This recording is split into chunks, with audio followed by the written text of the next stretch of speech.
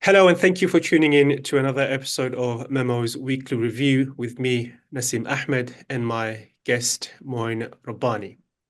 Hello, Mouin. Thank you for joining us.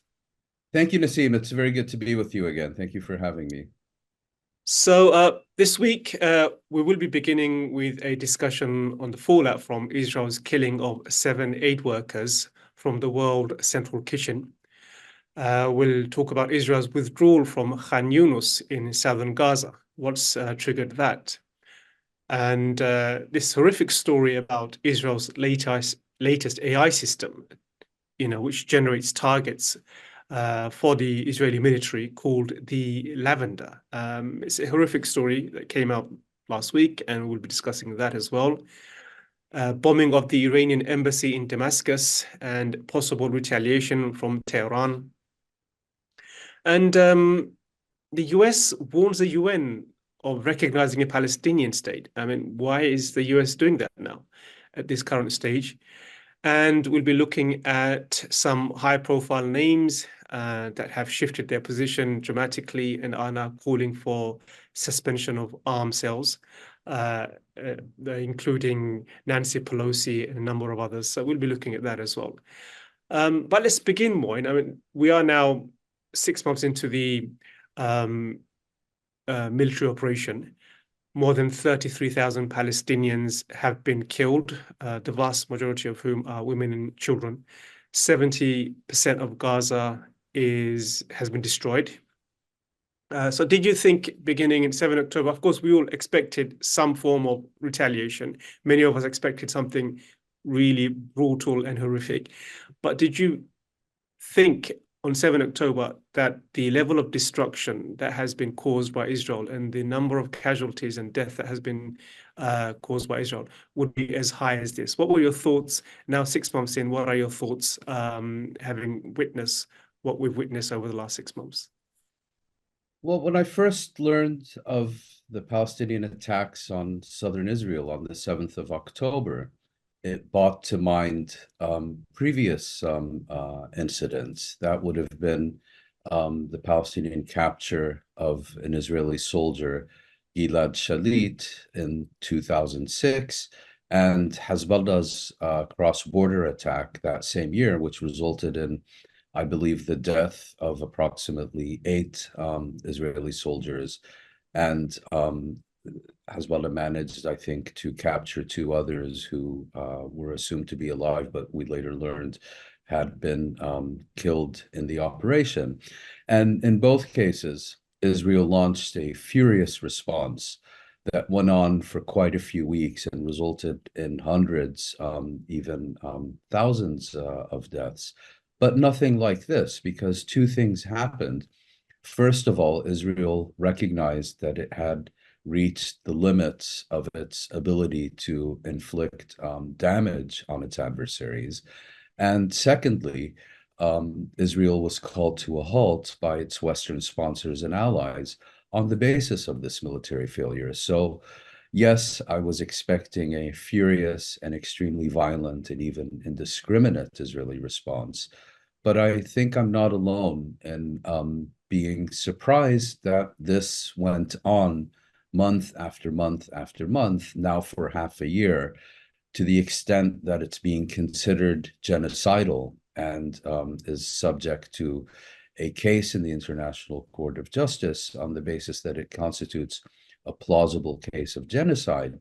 And I think the key issue here has been not so much Israel's actions, but the unconditional support and assistance that Israel has been given in this campaign by the West, primarily by the United States, and in the United States, primarily by President Joe Biden personally, and to a lesser extent by its European allies, the United Kingdom, Germany, and others.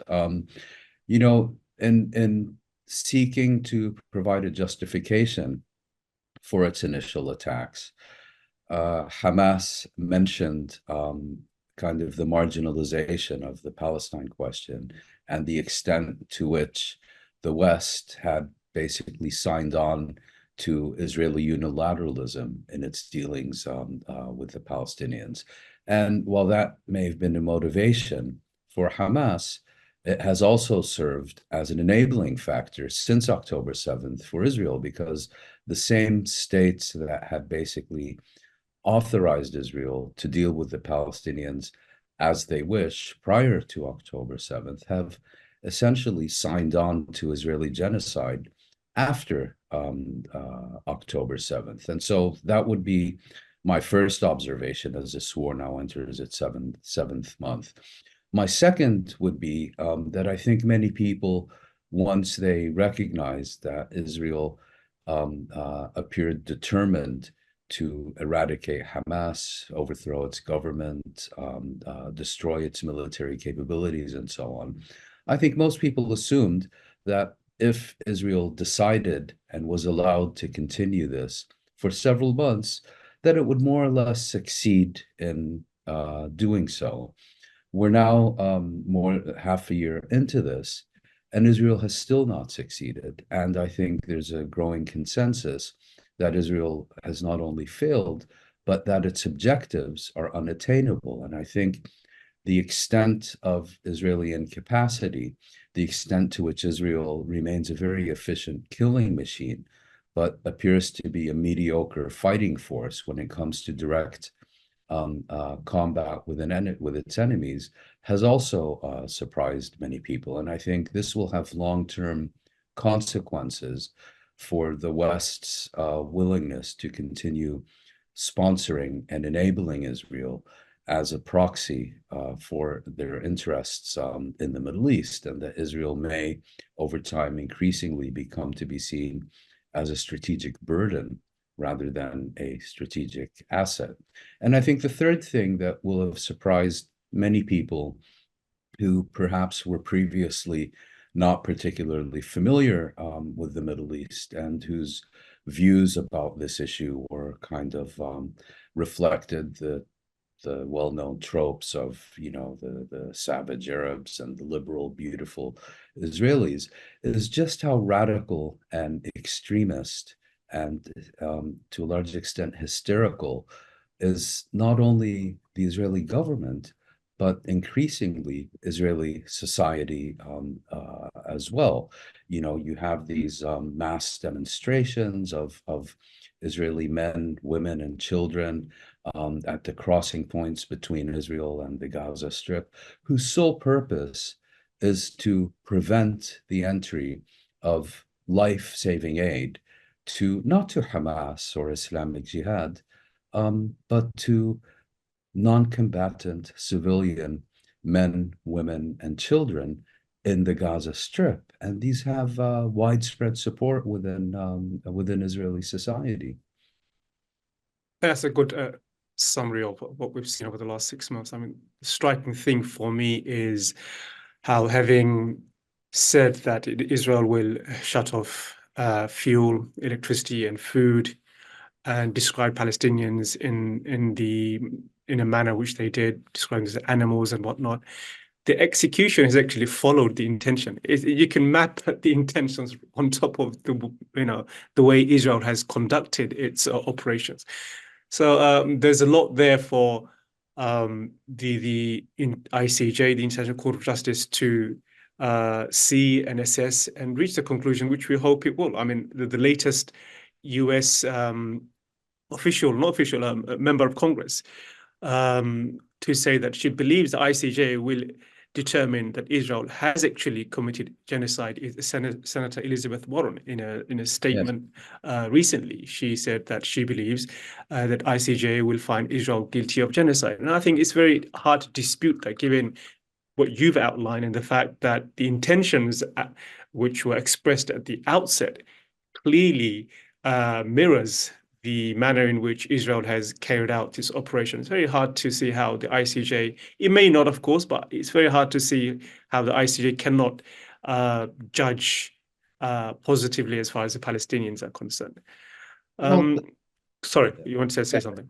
Senator Elizabeth Warren, if I'm not mistaken, is not only a lawyer, but a former law professor at one of the leading universities in the United States. And surely she must know that in previous cases, the court has set a very, very high bar for determining that genocide has in fact taken place, because genocide is not only about what you do, but about why you've done it. In other words, action and intent. And I think when you look at the statements by Elizabeth Warren and others in similar positions, I think you can look at them in two ways.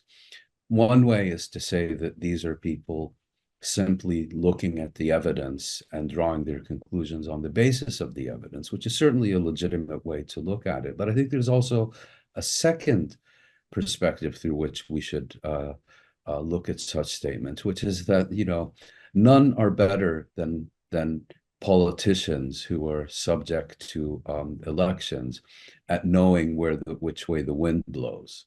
And these are people who, in many cases, have been silent for half a year, or have been in hiding for half a year, or initially came out very strongly in support of Israel, and now all of a sudden are piling on, you know, jumping on the bandwagon. Why is that? Is it simply because they finally figured out what's going on? Or is it because, you know, just as we were talking about Israel making the transition to strategic burden rather than strategic asset, that such politicians are also beginning to see slavish devotion to Israel as no longer an electoral asset and the ticket to political promotion, but are increasingly coming to view and recognize Israel as in fact a burden and an obstacle to their political ambitions. And I think that's a very interesting and important development as well. But immediately after we finished recording last week, the big story happened, which was the killing of 7 aid workers from World Central Kitchen, 3 of whom were Brits. So a lot has been said since. There's been a massive fallout. And it's not gone unnoticed how the death of 7 Western aid workers is the thing that triggered calls for a suspension of arms sales to Israel from many corners, and not the death of 33,000 Palestinians and counting. What has been your thoughts to the reaction, and also how Israel carried out that operation? I know it's been a week since that happened, but you've been following this, as have many of us. What are your thoughts on the response to that, and also how Israel has conducted the operation? Yeah. Well, a number of them. First of all, as you just mentioned, if you were to weigh the relevance and importance of this particular incident, precisely as you said, 7 foreign nationals who not only carry foreign citizenship, but are also, you know, white middle-class professionals for the most part. Their killings thoroughly outweighed the genocidal assault on the Gaza Strip that has killed well over 30,000 people and resulted in massive destruction throughout the Strip. You know, that's how the West works.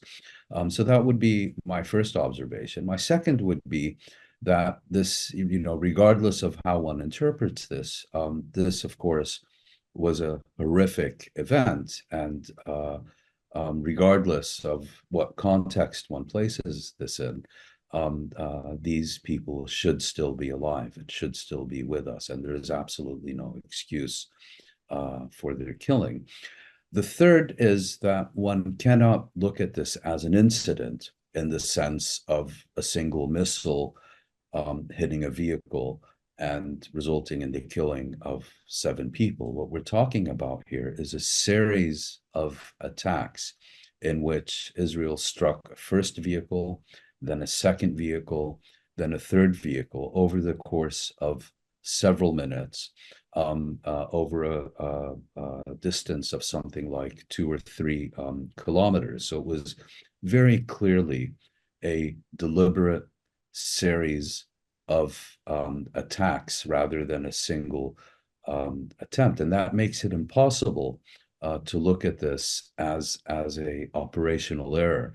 if you will, which is something that could at least be raised as a possibility if we had been speaking about a stray artillery shell that happened to hit a vehicle. Now, Israel has made all kinds of claims in its effort to explain away its actions. One of them is that they believed there was an armed Palestinian in the convoy, which of course there wasn't, and this is kind of the standard operating procedure of the Israelis. But assume that they actually believed that. Once they understood that there wasn't, they kept attacking. And second of all, the Israelis are trying to persuade us that on the one hand, they could make out what they believe to be an armed Palestinian, but were incapable of also recognizing that this is an organization that had been coordinating very closely with the Israeli authorities, that had obtained authorization for this convoy to travel on the road that it did with Israeli approval, that it was clearly marked and identified as a World Central Kitchen convoy.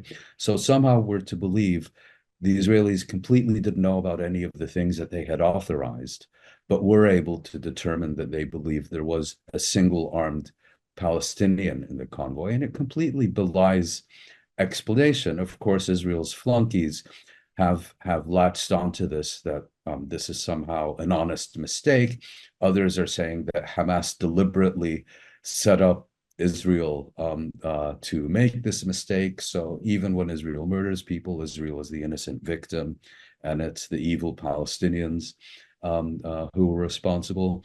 But I do think that it represents a turning point of sorts, because the founder of this organization, celebrity chef Jose Andres, is someone with a lot more clout than any of the tens of thousands of Palestinian civilians who have been killed over the last 6 months. And he is someone who is, in a sense, within the liberal political establishment in the United States. When he speaks, people listen. His words matter. And I think people have felt genuinely offended that Israel is now doing to, let's say, to them, what they've been doing to the Palestinians for all these months.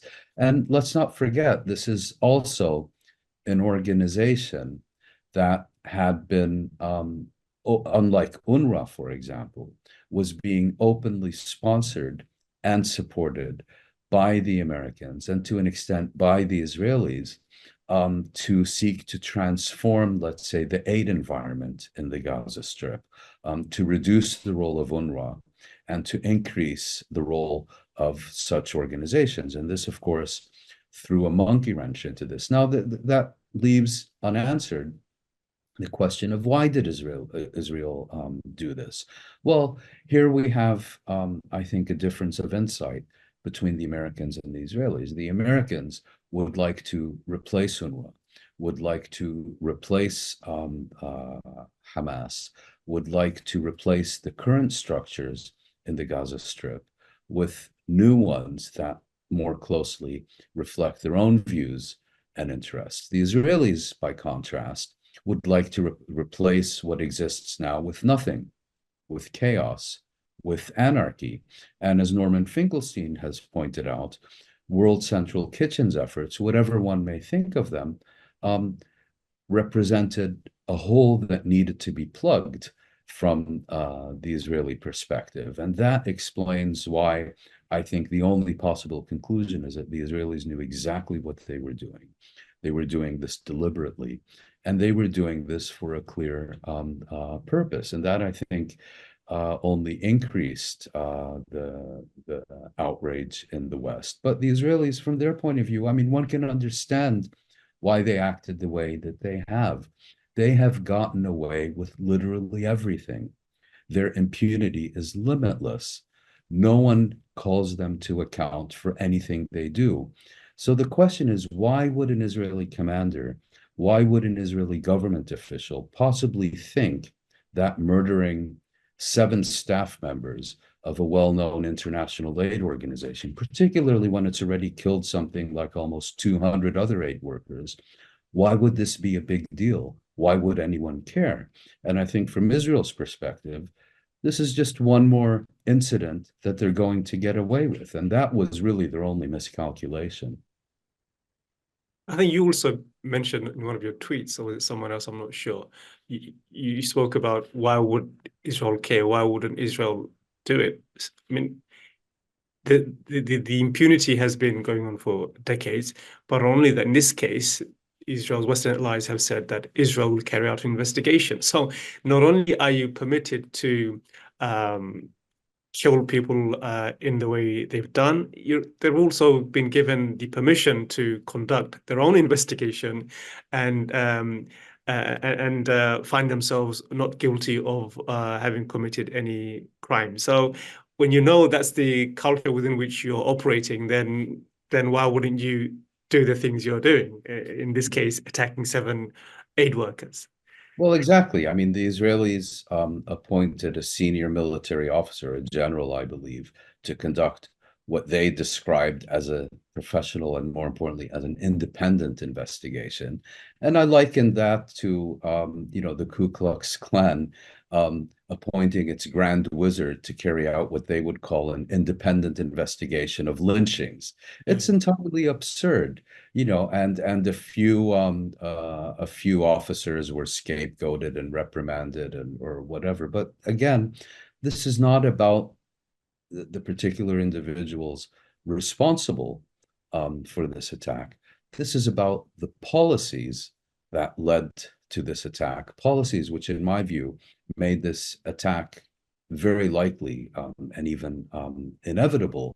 And Israel, having had the valid assumption that its Western sponsors and allies would react no differently to this attack than they have to any other over the past 6 months, which again have killed more aid workers than in any other conflict on record, which have killed more journalists than in any other conflict on record, which have killed hundreds of medical workers, which have killed something on the order of 15,000 children, and so on. And none of that has mattered. None of that has resulted in a diminishing of unconditional Western support for Israel. So I think Israel acted on the valid assumption that it could get away with this as well.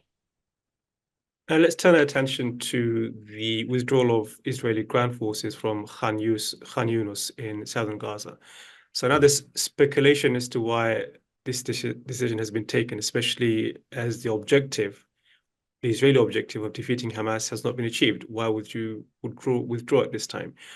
Members of the Qassam Brigade have said that this withdrawal was prompted by the killing of 14 Israeli soldiers. I mean, that's their claim.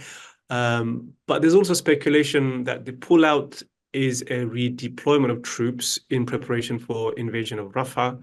Netanyahu has come out and said that they have set a date for the ground invasion of Rafah, and he's under pressure from his right-wing members of the coalition who have threatened that unless he invades Rafah, they would bring down the government. So in your estimation, what do you think are the main factors that have prompted Israel to pull out from Khan Yunis? Is it preparation for Rafah, or are there other considerations here? I think there's several explanations for Israel's recent moves. The first is exactly as you've indicated, that Israel has withdrawn troops from one sector of the Gaza Strip to prepare them to invade another sector of the Gaza Strip. In other words, that Israel felt it had reached the limits of its achievements in Khan Yunis. And let's remember, when Israel first went into Khan Yunis, it said, this is where all the Hamas leaders are, and we're going to get them. This is where Hamas's main military infrastructure is, and we're going to destroy that. None of that happened, unless it turns out to be Israeli claims to have killed the Hamas, the deputy leader of the Hamas military wing, Mouin Rabbani, unless those are validated, which we don't know yet. But even that, I mean, let's not exaggerate. It's significant. So one explanation is that Israel is preparing for the next phase of its military offensive, which I wouldn't dismiss out of hand.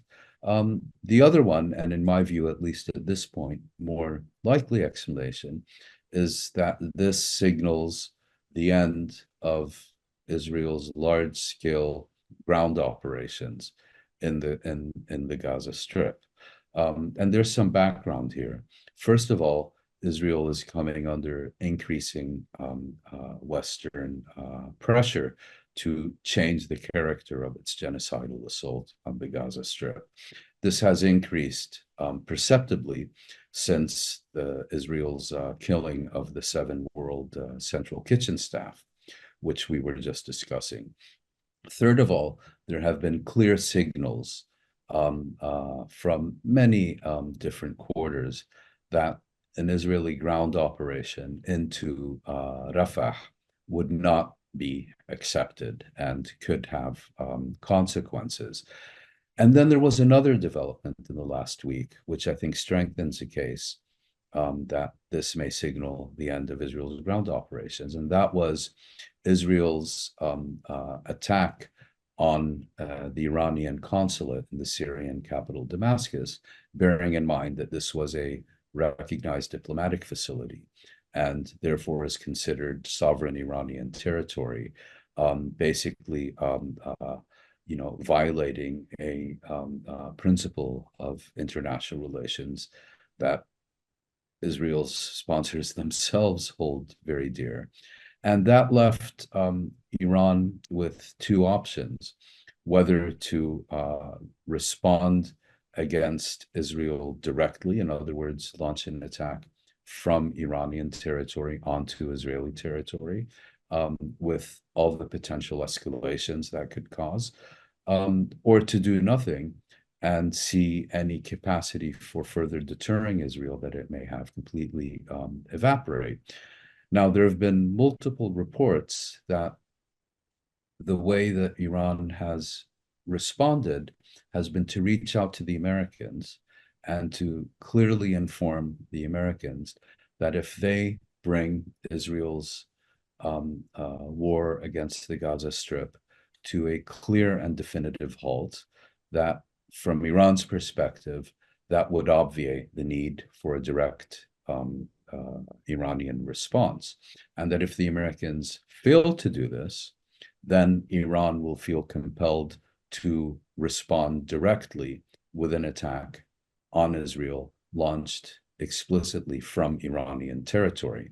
Now, if there's one policy difference that we've had between Israel and the United States from the very outset of this conflict on October 7th, it has been American opposition to further regional expansion of Israel's war. In other words, they've worked very hard to keep Lebanon out, to keep Yemen out, and now they're faced with the prospect of a direct Iranian-Israeli conflict, which I think many influential decision makers in the US military and even in the US leadership perhaps see as a deliberate Israeli attempt to suck the United States into direct confrontation with Iran, which is something they don't want as a matter of principle, which is particularly something they don't want during a US election year. And it's against this background that Washington may well have told the Israelis, your war has come to an end. And again, we saw, I should add, after the World Central Kitchen attack, it literally took only one phone call from Biden to Netanyahu to reopen a number of crossings and to see an increase of aid entering the Gaza Strip to a level unprecedented since October 7th. Of course, the day prior to this attack, Israel's flunkies were constantly explaining to us there has been no attempt to limit aid. The only problem with aid is the inability of the international aid organizations and the Palestinians to distribute it. Now, all of a sudden, they're bragging about allowing greater amounts of aid, which they supposedly weren't blocking. But I digress.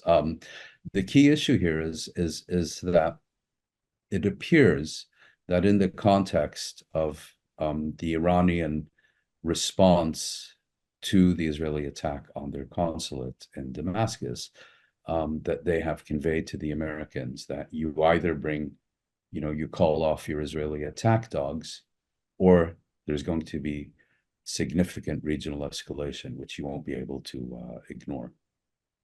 But let's stick with Iran for a bit. I mean, I was going to get to that later on, but let's expand that conversation slightly a bit more. So you mentioned, the US has been opposed to any kind of regional escalation, and it fears that. And I think the Gulf countries as well so far. I think one of the reasons they haven't really come out as strongly as they have is because I think they believe the war is contained. Israel's killing and massacre is contained within Gaza, and it's in their interest for Hamas to be destroyed. And I think if they feel that this conflict can escalate and broaden regionally, then I think there's a different set of calculations, and it instills fear and anxiety as to what could happen across the region. Another thing I think maybe you can comment on as well, in terms of Iran's response. You mentioned that Iran, instead of responding directly, it's in a sense arguing that if you have a ceasefire, we will not, in exchange, we will not attack Israel. That's its position. But could also attacking Israeli, if that doesn't work, could attacking Israeli embassies across the region be another option, given that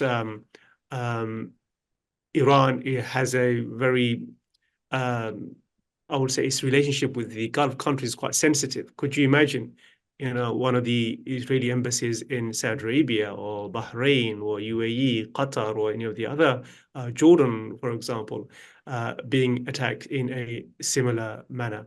May seem, unrealistic, but is it something that's possible as well? Well, theoretically, those are all options, but for several years now, there has been a kind of normalization process between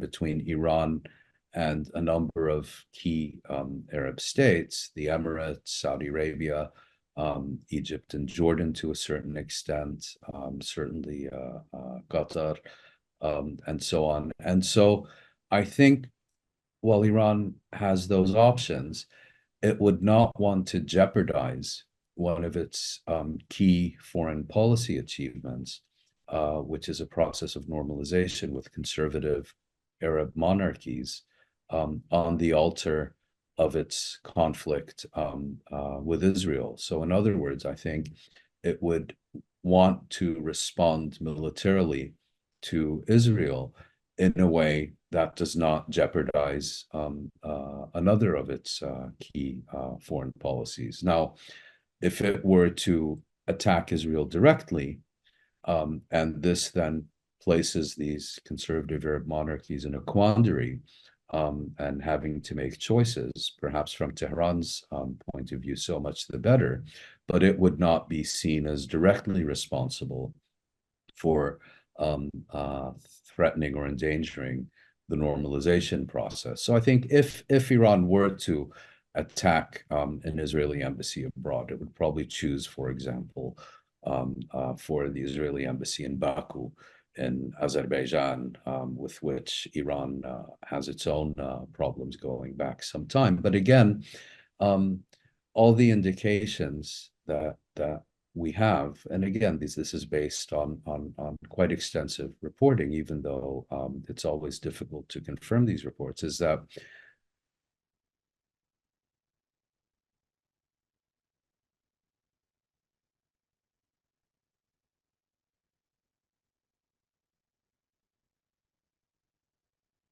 launch a direct response from Iranian territory on Israeli territory.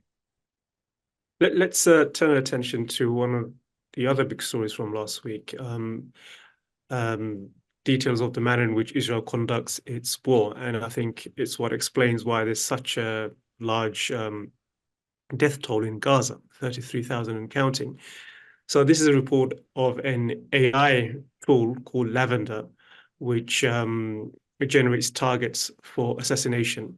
According to the report by Plus 972 magazine, there's a 10% chance of failure with the way it generates its targets.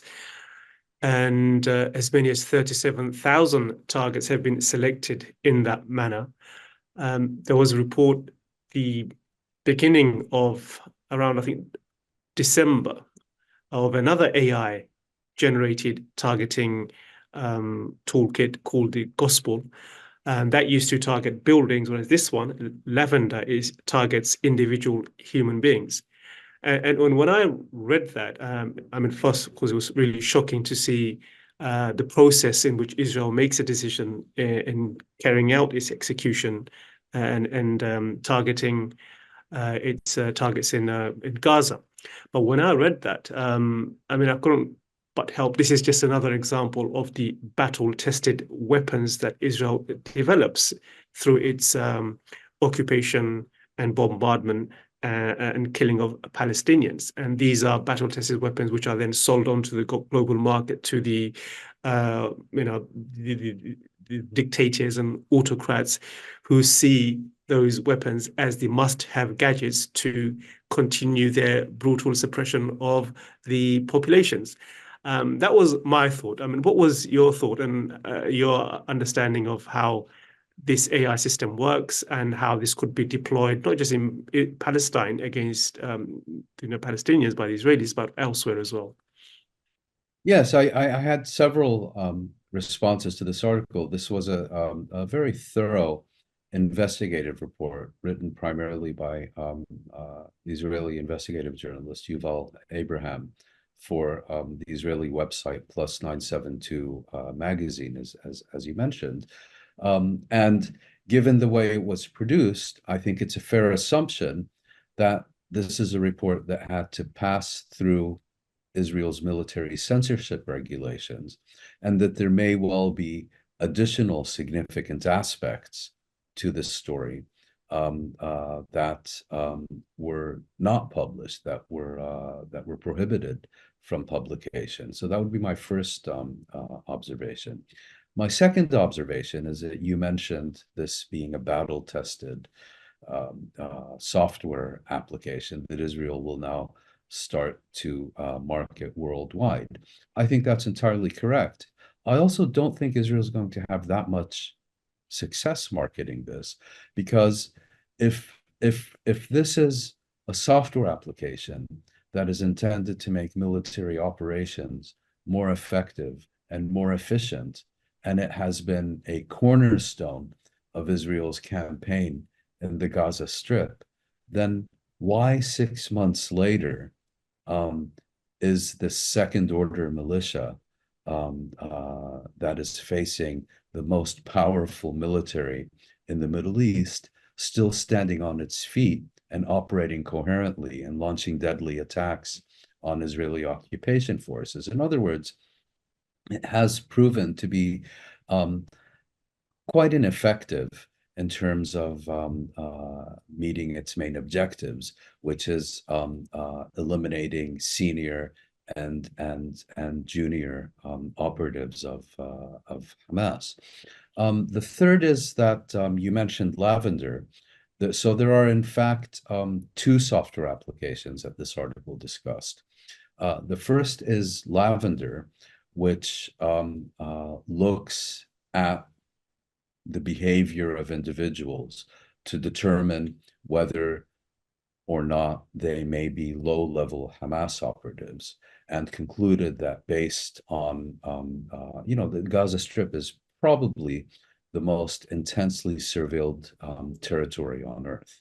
And by looking at people's behavior in terms of their interaction with cell phones, with movements, with text messages, with social media, and all these things, Lavender put together a target bank of 37,000 individuals that it determined were at one level or another, primarily lower level members of Hamas. Clearly, it had a huge margin of error. I think that the article claims it was a 10% margin of error. It was obviously very much higher, given the realities on the ground, that Hamas is still operating coherently and so on. Then there was a second application called Where is Daddy? And that sought to eliminate these 37,000 people, not by trying to locate them on the field of battle, but deliberately prioritizing attacks on them when they were in their own homes, knowing full well that attacking them at those locations would result in the killing of their families, in many cases of the inhabitants of an entire apartment building or a home. So it was almost designed to inflict maximum killings of the civilian population to an extent that I think it would be fair to say this was not software that sought to target Hamas operatives with a much higher threshold of civilian collateral damage. I think it would be fair to describe this as a software application that was targeted at the families and neighbors and other civilians, in which you could almost say that it was the presumed Hamas activists, who in many cases weren't, but that the presumed Hamas activists were, in a sense, the collateral damage. And that the main target, given the nature of the software and the way it was applied, was to eliminate the families and neighbors and other civilians in these locations. So if Israel is going to present this software to the International Court of Justice when it eventually holds its full hearings as evidence that it was really targeting Hamas and not the civilian population, I think any serious reading of the way the software operated would have to conclude that it was designed for the maximum elimination of civilians, using the presence of members of Hamas solely as a pretext of the way it was implemented. And again, the other observation, just to repeat, is that it has failed.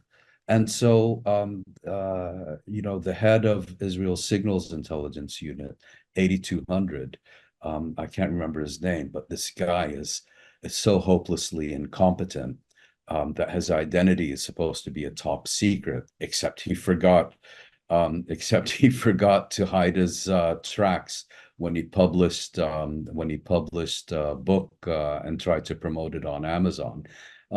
If he really thinks, he's presenting this as a revolution in military affairs, and if he's going to start marketing this now after he leaves the army to pad his nest egg, he's going to have some very serious questions to answer. Why didn't it work? Why did it take you 6 months and you're still failing? Again, I would not want to be an Israeli military salesman, because the first question they're going to be asked is, how can you guarantee this is going to work better for us than it did for you? I guess if you are an authoritarian thinking of buying this AI tool for targeting your population, Israel's conduct is probably an example of how not to conduct warfare. If you don't want to be dragged into the ICJ, that's what the last 6 months has shown. And I'm sure there are people who are going to say, look, if it's going, if the price we have to pay for eliminating our enemies and achieving total and unconditional victory is a genocide case in the International Court of Justice, so be it. I'm sure there are people who look at it that way. Israel's problem is that on the one hand, it now has this case at the International Court of Justice, but it doesn't have the military victory to compensate for it. And not only that, it doesn't have support it once did. Israel has become a pariah state, and that's become headline news in many Western outlets. Even The Independent in the UK, one of the first to, I would say, break ranks and say enough is enough, stop. So it lost its allies, and when it looks back and sees the point at which Israel lost the hearts and minds of its allies in the West. Of course, this genocide in Gaza is what would have tipped the balance in Palestine's favor. Yes, I think it's been a process. You look at, for example, the 1982 invasion of Lebanon, culminating in the Sabra Shatila massacres. You look at the first Intifada. You look at the second Intifada. You look at the previous Israeli assaults, onslaughts on the Gaza Strip, and then you look at what's been happening the past 6 months. I don't think that it has been a sudden and dramatic shift that emerged in a vacuum. I think it's been a cumulative process in which clearly the past 6 months have had an outsized impact and influence. But I think in many cases, people were predisposed to begin looking at Israel differently, given what they've seen and known about Israeli policies and conduct over recent years, and for older people over recent decades. You add to this the consensus among all major Palestinian, Israeli, and international human rights organizations that Israel is an apartheid state, and so on, and the transition from indifference or qualified support for Israel to opposition to it is not as big a leap as is being made out to be often. So let's turn our attention now to the international stage, where there's an ongoing effort by the Palestinians requesting full membership of the UN. They're renewing this again this week. The US has opposed that. They insist that this is not the place to recognize Palestinian state. It has to be through some kind of through the bilateral negotiation.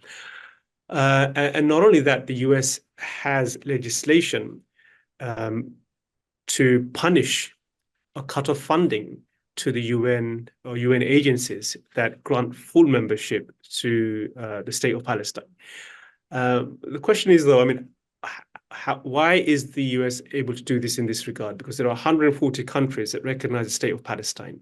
So what is preventing the accession of Palestinian state to the UN as a member state? Is it simply just US opposing this, or are there other factors? Because, as I said, 140 countries already recognize the state of Palestine. Well, my understanding is that for the state of Palestine to become a full member state of the United Nations, what is required is a majority vote in the General Assembly. But for the General Assembly to be able to hold that vote, Palestine's membership has to be referred to it or recommended to it, if you will, by the Security Council. And if one of the permanent 5 veto-wielding members of the Security Council prevents the council and its membership committee, or whatever it's called, from referring that file to the General Assembly, then a vote is not going to be held. And in this case, yes, the Americans say that they would like to see a Palestinian state, but they want to see this emerge as a result of bilateral negotiations. It's complete hogwash. The Americans routinely vote against General Assembly resolutions reaffirming the right of the Palestinian people to self-determination. By saying they want it as a result of bilateral negotiations means we will only accept a Palestinian state if the Israelis agree to it, because bilateral negotiations means that Israel has a veto over the establishment of a Palestinian state. And the Americans know better than anyone that Israel is fundamentally, principally, categorically opposed to a Palestinian state. So you can't possibly make the point that you support a Palestinian state, but want this Palestinian state to be established on the basis of negotiations with Israel. What you're really saying is, I don't want a Palestinian state because I'm giving Israel a power of veto. And I know Israel is opposed to it, but I don't want to come out openly and say I oppose Palestinian statehood. So instead, I will say I support a Palestinian state, but only if those who categorically reject one agree to it. It's complete nonsense. And another key development, I think, is just the sheer level of opposition that we're seeing in countries like US, UK, and Germany as well. In the UK, since the killing of these 7 aid workers, there's been a massive call to suspend arms sales. And officials working in the Department of Business and Trade, they've threatened to stop working over UK arms sales to Israel. And the argument here is that, they don't want to be indicted for aiding and abetting genocide. And as we know, following orders in the case of genocide is not really a defense. And this Yes, is what that's an many. issue that was resolved in the late 1940s of the previous That's century. right, and that's what they are fearing. We mentioned Elizabeth Warren, but the one that's really surprised me is in the US, 40 Democratic representatives, including Speaker Nancy Pelosi, they signed a letter calling on Biden to stop offensive arms sales to Israel. And this is Pelosi, who described pro-Palestinian activists as having ties to Russia. So she's probably jumping on the bandwagon, who knows? But how significant is that? I think it's very significant when you lose someone like Nancy Pelosi, who's been an Israel flunky her entire political career. What it means is that these are people who are in a sense professional opportunists who recognize that the winds are changing and are getting with the program in order to secure their personal and political advantage. Let's not pretend any of these people have principles. Their support for Israel was never based on principles. Any opposition to Israel or support for the Palestinians is not going to be based on principle. These are people who make calculations about what is best for them personally and politically. And when you get people who have spent the last 300 years of their careers, as would be the case with Nancy Pelosi, kowtowing to Israel, suddenly coming out in opposition to it, then you know something significant is changing in the United States among the American electorate. And there are polls that demonstrate that this shift is underway and is underway at an accelerating pace. How sorry, Hey, I one was going more. to add that to another point. You can continue, but adding your thoughts to this question as well, related to President Biden, who gave an ultimatum to Israel last week. He said that we won't be able to support you anymore. And so, but the question is, I mean, do you think this is really a genuine threat of the Israelis? Because it's to many of us, it seems like these differences are really differences in tactic, not really in strategy. And the strategy has always been to create, I would say, greater Israel. And as one commentator put it, what the West is really opposed to is this expedited genocide that we are seeing in Gaza, and not this slow motion genocide of Palestinians over many, many decades. So they're not really opposed to the overall strategy of Israel, but really the manner in which Israel is going about conducting its what was a slow motion genocide, to a full blown genocide as we are seeing in Gaza. Yes, I mean when you listen to the differences that have emerged between Biden, Blinken, Netanyahu, Ben Gvir, these are not arguments about matters of principle. These are debates about what is best for Israel.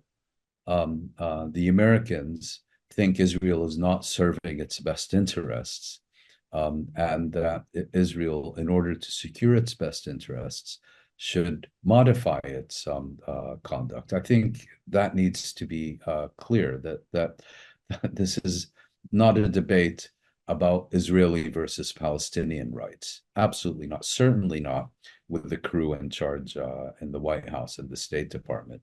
It's about what's best for Israel. And the Palestinians, as far as these people are concerned, again, and I've said this before, are irrelevant and expendable human scum. It's really, and the second issue is, to what extent is Israel serving or obstructing U.S. regional and geopolitical interests? So that's what the debate is about. But just as we've been speaking about shifts in Western public opinion, you mentioned British civil servants, I believe, at the Department of Trade, indicating, they don't want to expose themselves to legal liabilities in terms of any decisions they make about trade, and particularly the arms trade with Israel. Well, we've also seen reports in recent days that morale at the U.S. State Department is today lower even than it was on the eve of the illegal U.S. invasion of Iraq in 2003. So imagine that there is more dissent within the U.S. State Department about their government's role in aiding and abetting a genocide by a foreign ally than there was to a crime of aggression by their own government 2 decades ago. But before we finish, what should we be keeping our eyes out for next week? I know there's an ongoing case with Nicaragua filing a case against Germany in the ICJ. What else are you looking forward to seeing next week? I think a key thing to look at is an issue that we've discussed today, and that is whether or not Iran responds directly to the Israeli attack on its consulate in Damascus, and if it doesn't, whether we see a breakthrough in the negotiations that are being conducted now in Cairo about a ceasefire and a exchange of captives between Israel and Hamas. My sense is that if there is no attack in the coming days, that's an indication that the Iranians believe they've received a positive U.S. response, and that would be reflected in significant progress, if not agreement, in the Cairo negotiations, and that may mean we've reached the beginning of the end of this horrific past half year. Alternatively, if the Israelis still believe that, and I think they would be right to believe that they only need to worry about Western actions and can safely ignore any verbal reprimands or statements that come out of Washington and London and Brussels. If on that basis they do launch a ground operation in Rafah, which again I consider unlikely, and continue escalating in Lebanon, then I think all bets are off. That was my guest, Mouin Rabbani. Thank you, Mouin. And thank you very much. Thank you for tuning in. See you next week for another episode of MEMO Review with me, Nasim Ahmed. Bye-bye.